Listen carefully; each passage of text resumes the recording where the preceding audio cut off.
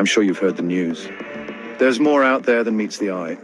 Welcome to Theories with Alex. Join Alex on an electrifying journey into the unknown. From shadowy conspiracies to mind-bending phenomena, we're here to uncover the truth behind the mystery. So if you're ready to challenge what you think you know, hit that subscribe button and let's get started. This is Theories with Alex, unraveling the unknown. Pe internet există zeci sau chiar sute de teorii și povești ale fanilor, care de fiecare dată optează în a oferi o nouă perspectivă asupra desenului animat Scooby-Doo. Cu toate acestea, am încercat să le aleg pe 3, cele mai probabile și în același timp credibile dintre ele.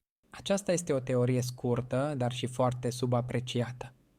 Pornind de la faptul că primul episod al desenului a fost făcut undeva pe la sfârșitul anilor 60, acțiunea avea loc în perioada în care America era în război cu Vietnam.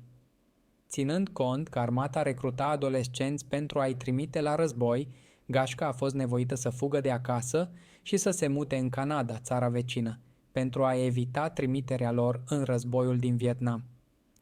Ceea ce explică de ce în fiecare episod ei se plimbă cu mașina misterelor, fără a avea o destinație clară. Teoria susține că originalul desen Scooby-Doo s-a întâmplat într-o perioadă de depresie economică. Depresia economică a fost atât de teribilă încât a afectat chiar și pe cei faimoși, cum ar fi celebrități, profesori și atleți. Din cauza asta, mulți indivizi, care normal erau considerați respectabili, s-au decis să participe la infracțiuni pentru a supraviețui și a-și menține viața înstărită. Mulți dintre ei se deghizau în monștri pentru a nu fi prinși și a da vina pe altcineva. Mai există încă o teorie, aceea care spune că Shaggy este drogat mai tot timpul.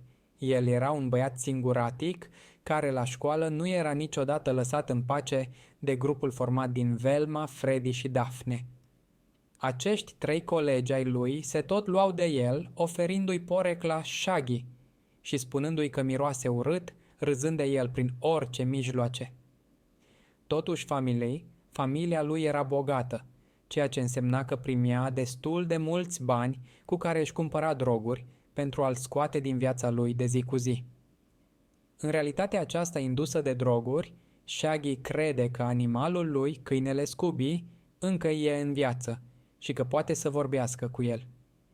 Pe lângă asta își mai imaginează că cei 3 care râd de el la școală sunt prietenii lui. Din cauza că se droghează, apare și efectul de munches, care îl face să mănânce cantități foarte mari de mâncare. Din cauza că nu vrea ca și alte persoane să treacă prin durerea pe care el o simte, halucinează că merge împreună cu prietenii lui rezolvând mistere și prevenind comiterea infracțiunilor.